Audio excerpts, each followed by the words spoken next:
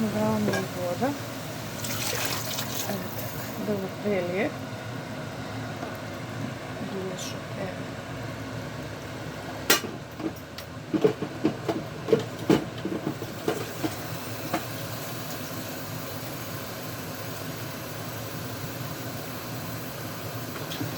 Малку потешко се снаоѓам, ако сама снимам. Сама готвам, сама снимам.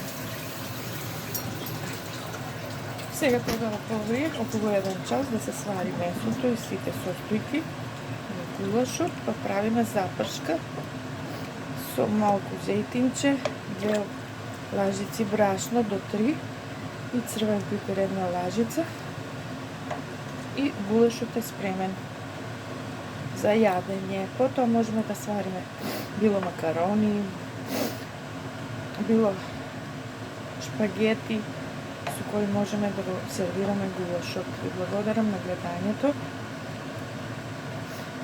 Пишете ми од која земја се го гледате видеото и пожелувам се најубаво во готвењето и во животот.